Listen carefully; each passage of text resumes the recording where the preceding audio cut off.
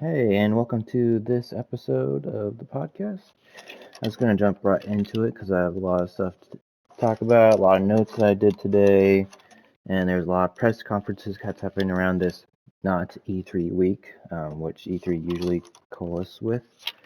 So we're just going to start with Jeff Keighley's Summer Game Fest. I'm going to cover quick negative takeaways I had from the showcase, and two of them are the two are very much in a similar category of just scenes of excess, or the term I like to use, gluttony.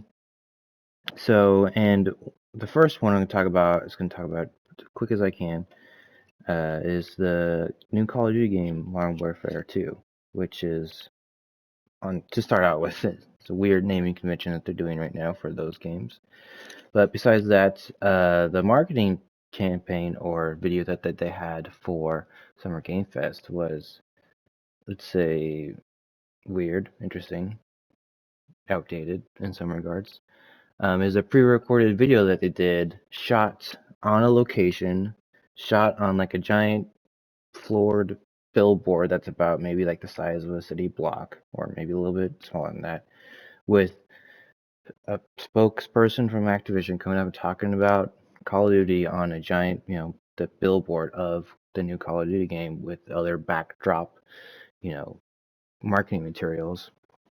But it's such a waste of that materials, because the appreciation for that is going to be underutilized because most of us are just going to be watching this on our phones and not going to be able to take in the grandiose that they're trying to do.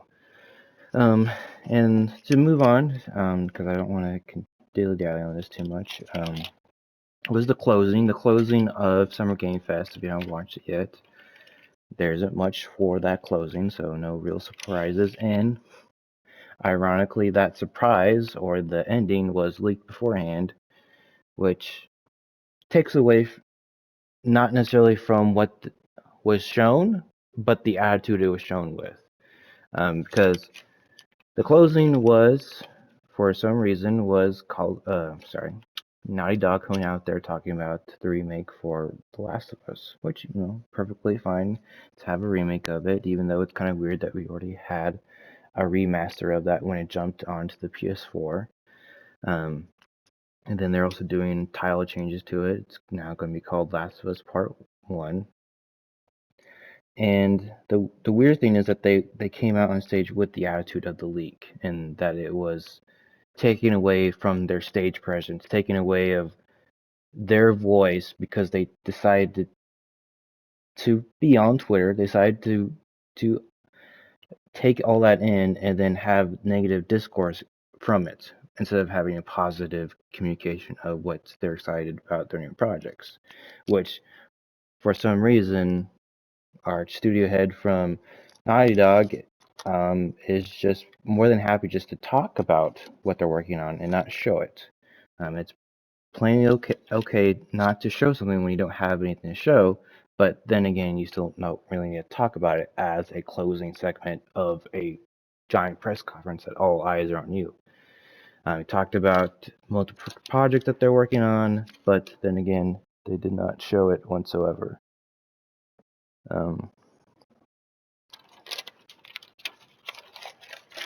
So moving on to stuff that I really did like about the show, there's a handful of trailers that I'm going to talk about. One of them is from new studios, and this is, let me see if I can find notes out real quick. This is Fort Solace. It is very much within the vein of what the rest of the shows are talking about. Rest of the press conferences might have, is that there's these Dead Space clones running around now. That for some reason all development, and you'll see this through all kinds of storytelling, is that they converge on specific topics, like almost every 5 years, and looks like Dead Space is one of them.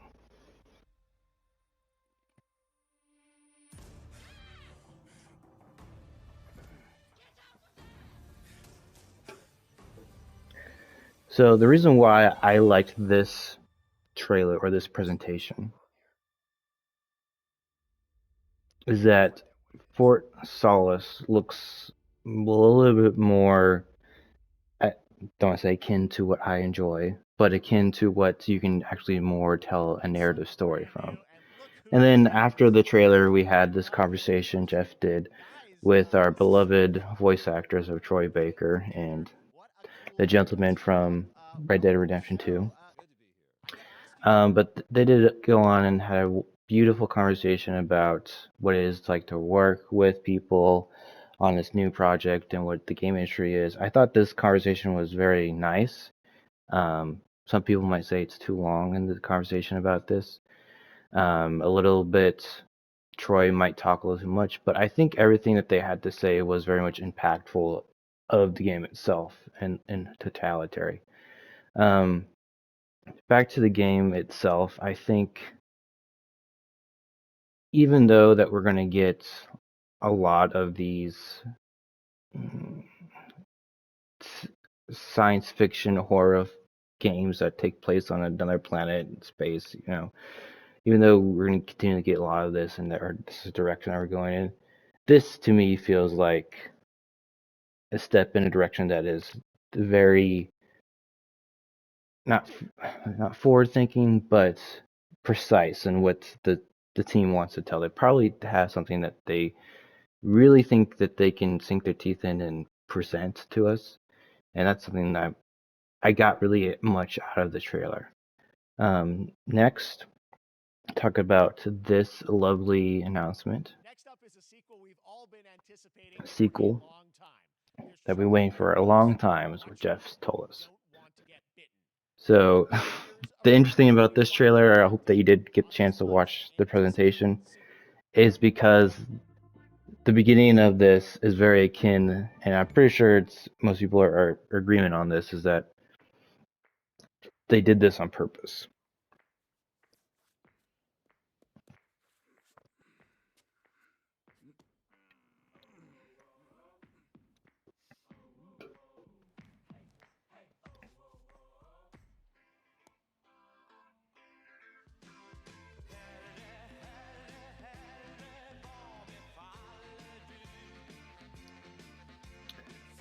So if you didn't get the first round of going or while we're watching this, it's not quite very obvious when the goats start appealing what it actually is, but the reference is very much to a tune of the Dead Island game or the trailer itself that never came out. And it's very much almost not shot for shot, but in the same style of what it is. And and then the gimmick goes continually further, because we show, our actual reveal of our goats.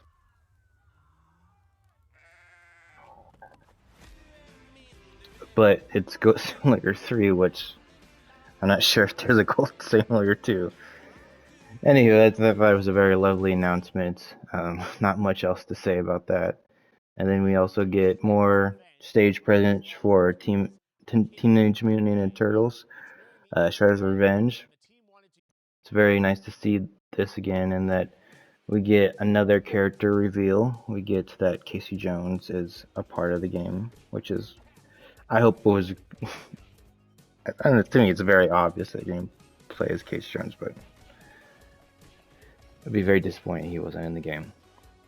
Anyways, you probably know that this game is developed by the Streets of Rage 4 developers, and then the Turtles just fall perfectly within their game design philosophies. So, and then apparently I think I read somewhere that it's going to be up to 6 players to play online and locally. So that's going to be an interesting thing to see. And then taking it, 6-player mode, and taking it back even farther to like actual arcade stuff. So it'd be interesting if you can actually get this game into more of that arcade cabinet feel kind of thing. Other than that, I'm going to go on to what I thought was a very... And then you probably hear this from other people who cover games, is that the idea to at least part of your game before you release it. It should happen more and more often. One, because we have the capability of doing digital releases, but it will just be part of your marketing campaign, and that's what Saint Rose has done. Of Saints Row that we revealed last year at Gamescom. And today, we're happy to announce the launch of the Boss Factory demo across PC and console, which lets you design and set up your character. That, yes, like Jeff Keighley just said on stage, is that they're releasing the character creator right then and here, and I believe it's out right now, and there's plenty of people who've made plenty of different avatars that they're going to be playing as. And this idea should be done for almost any game that has a character creator. One, it gets people in your game messing around and then basically be becoming missionaries for your game, because they can go, look what avatar I made, and they post it on Twitter, Instagram, whatever, and give you basically free marketing just for this regard. You have to develop this part, to push out the door, to have this available. That's some costs, but you get continually word of mouth from people who are going to play the game.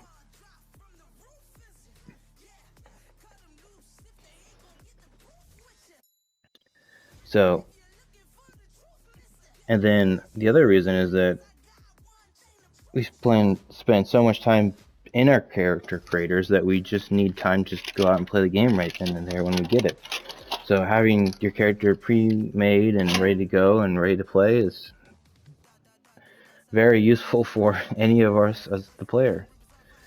So I hope this becomes a trend more than any other thing else in the industry, and anything else that you would find in like an interactive art piece. So that's all I have to talk about Jeff Keighley Showcase. It was an okay showcase. I would like to see more improvements on it and more fresh ideas and more things more akin to what I've shown you today, with the Saints Row releasing their character creator right there and right now, and then having a release date for the Teenage Mutant Turtles game that people have been clamoring for, and these kind of more gimmicky or clever approaches to marketing, like with Goat Simulator 3, and then having this good in-depth part of people who are actually maybe somewhat a part of the game, and who actually have been there in the studio, and for the voice actors, a part of that capturing of that performance, and that they've been there, they're actually part of the game, and they're not just someone they're paying there to be their spokesperson, even though this probably might be in their contract, but they are part there of that game. And so, since recapping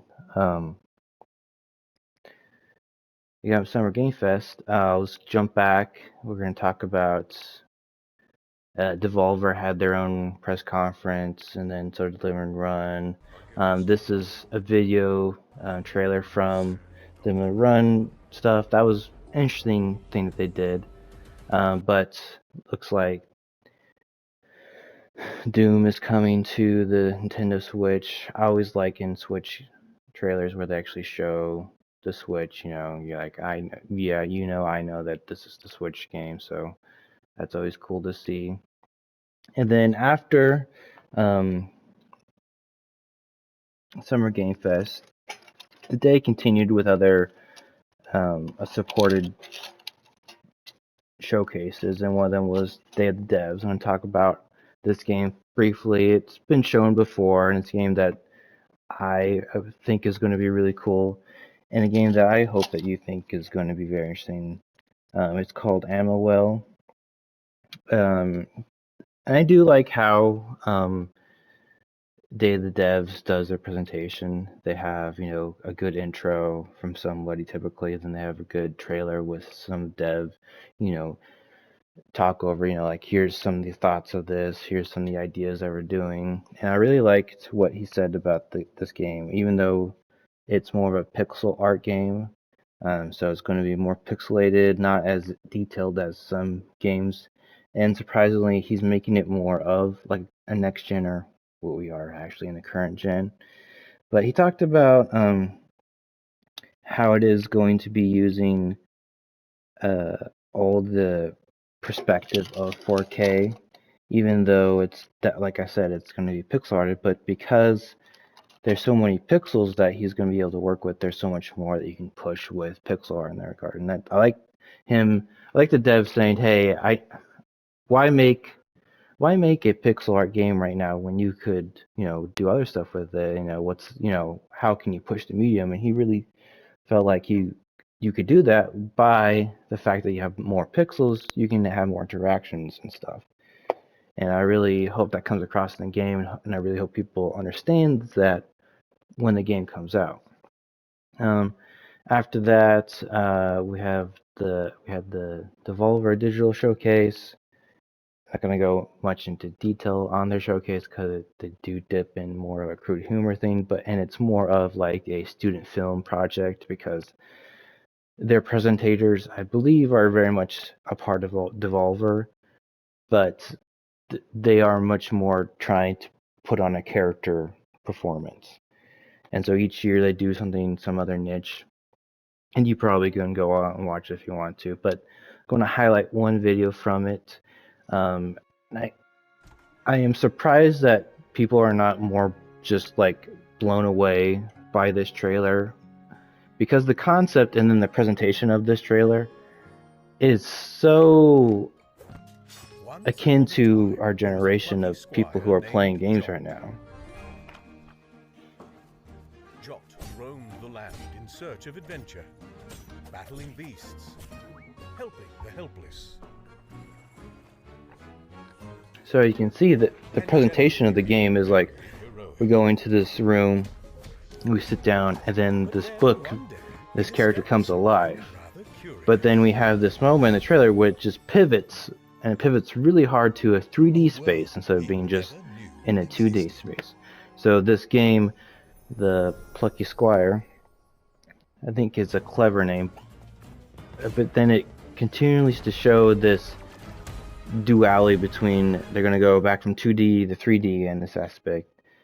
And I'm so surprised more people are not just talking about this, because I think besides like what came out right after Super Mario Odyssey, there was a game called Hat in Time where felt like that game in a 3D space was very much of that, where you had like a hat throwing perspective power wise. But also in Mario Odyssey, you had this 2D to 3D flip, not all the time, not like like every second, but there was this gameplay switch in the game, and especially like on this mug they showed in the trailer. This happened in Super Mario Odyssey, where you would jump back and forth and change between 2D and 3D space. And I think this idea is probably going to be take people away when they play it. And I'm super surprised no one's really talking about this game, for at least what I can see right now. All right, going to move on to the other showcase. I believe this was the day after Jeff's stuff. And I wanted to get more footage of this because I like what Tribeca does with their showcase. I'm surprised not more people talk about it, but I couldn't get the exact trailer one for this game. Last year I was able to get more stuff, so maybe in the future I kind of want, like, just like how I talked about this other game, the Pluckies. This game both feels like people are not talking about it in the way that we should probably think about it. One, everyone's getting the concept correct, and it's very easy concept to grasp. And these images that I have right now on the screen don't very go akin to that concept. But it's a game. It's called Americana Arcadia, from I believe they're South American dev team. But the idea is that it's like a Truman Show, If you haven't seen that movie, you should probably go watch it. It's a very interesting film about the character who's her whole entire life, he is being watched as a show and being, his whole existence is not of his own. And so this game takes in the same ways, same kind of protagonist kind of thing, except the trailer really talks about how he wants to get out and move on. And so we have that character, we have, the social structure, which is made up to keep him there and to be watched and to be entertained by. But then we have another character who's trying to get him out, which the Truman Show doesn't really have, per se, as that inside man who's trying to, move pieces around and help him. And the trailer that you'll probably see everywhere else, just it shows, that perspective of, and then it reveals at the end, hey, there's the guy in the chair trying to help him. But at Tribeca, they have a much lengthy dev talk conversation, which I really love. I think this and data dev stuff really needs to be more interwoven into what we see from the other publishers and stuff. But they went in and say, on one hand, we have the two-sided scroller and 2D action, with that 3D backdrop in space. But then we have this first-person perspective from the other character that is helping him, and that he's going around and, doing different things and being that hacker, that person who knows all the technology to get him out and help him. And I thought it's weird that people know of this, but then we can't actually see this because this is only on their stream for Tribeca, and I think it's really weird. Why don't you? It seems a split on how they want to present this, which I think is a mistake because this 2D and then you have this 3D aspect part for different perspectives. One, it's really a good thing to tell different perspectives in how you tell the story because, you have to do different characters. They have their own perspective. That's really easy to come across when you can present it as such. And then this is not the gimmick, but this is what sets your game apart. Besides, anybody can, present a story, but it's probably more like how do you execute that story. And this game, Americana Arcadia, could do it if they, tell this story. After that, we have the Wholesome Direct. There's a lot of trailers in this Direct. Same thing with the other Directs you're probably going to watch later in this week. A lot to sift through, a lot of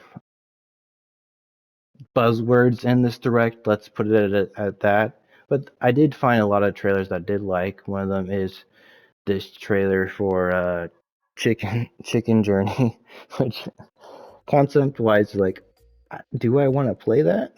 But then you're like, oh, it's a pixel art game that you've always seen, like, this character. You've always seen, like, a chicken character in games from this pixel art perspective. And I think it's a very cool idea to lean into some of that.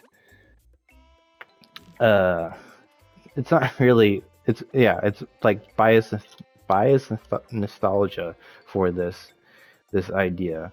And then the pixel art for itself, it looks really cool. And then taking that and then going with that concept, you're like, oh yeah, that seems like a really cool game I would like to play.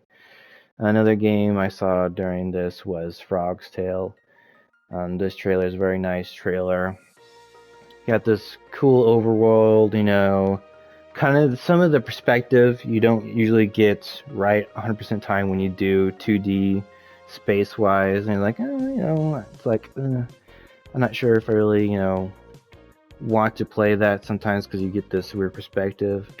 But, the art looks cool most of the time. You can get this feel of like this Zelda-esque, top-down approach.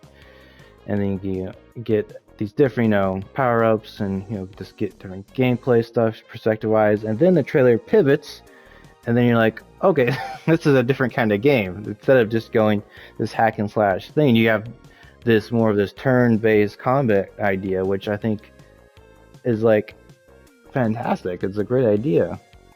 You can, have this cool, world perspective where you're traveling, and then you have your battle system that is just, like a pivot point instead of being like, you'd get taken to the battlefield. It's just, a different approach to like merging those two ideas. And then we had this other game that I saw. I think I got the name right. I think it's Oda. Sorry, Adada or something. I'm pretty sure it's the actual word because it's not misspelled in any spell corrector that I have. But it's just a music rhythm machine game that you can have, that you like, just like almost any other music app that you have. It's just presented as a different game, which I thought was really cool. And then we have this game, which I think is super cool, because it's a super cool perspective on art. Sometimes that's what you get with any game. You get a really cool idea with art. And this game is called Paper Trail, which is just folding papers and stuff and then moving on that. Me talking about it won't really give you any better ideas of it because I would have to go out there and play it myself. But the trailer itself looks super impressive, and I can't wait to look more of that game. Alright, and then the last game I have to talk about is a game that I already know about, and I really think it's a cool idea, but I just want to highlight again, this was shown, like a lot of trailers, for some reason, this week of not E3, we had a lot of double coverage of stuff. And this game is called, because I forget stuff all the time, Wandering Village. Again, we have like this 2D on this kind of like different aspect, but the gimmick is that you are on a village that is on the back of a monster wandering around. So I think it's a really cool idea. I think going back and looking at the gameplay, like art style, it takes you a moment to realize that you like it, I think, because you have this 2D motion on another flat surface where you have like fake shadows being cast and stuff. Kind of akin to like a lot of like Paper Mario wannabes are out there. But then you just look, I see one thing I want to highlight is on the animation is this aspect of these guys with these blow torches and going around. At that point, when you look at that, I see a good art style at that point, because not since I just had seen it and adjusted to it so much, but I feel like, I get more of what the art style is trying to go for, and it's not just trying to be flat on 2D space because it's cheaper. It's more like, this art style actually does do something that looks pretty cool, and then you zoom out and you get the better aspect of it. And that's going to do it for today's episode. I appreciate everyone who may or may not listen. I appreciate everybody who's going to go out and play these games, and I appreciate all the developers who are working hard to do that. And I hope people who are under my tutelage of business management and marketing has looked at the other stuff in the presentations, has looked at the multiple different Dead Space clones that there is out there now, and like how do we position ourselves against those kinds of stuff. All of those farming sim games out there, all of those arcade beat 'em up games, pixel art games, and then all the fresh new ideas out there. How do you set yourself apart? And I don't think people did a great job this year of doing that. I think mostly we might have missed the bus and we've been stuck in this digital space too long. We actually need to go to a physical space again. I kind of feel like that's what needs to happen.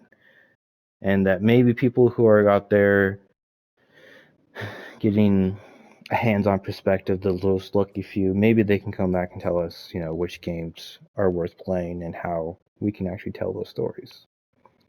But until next year, maybe. And then there is the Microsoft Bethesda showcase going on this weekend on Sunday.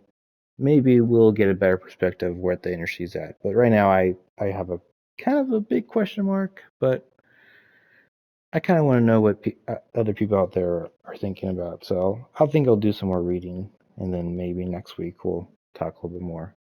Who knows? But thanks again, and have a good evening.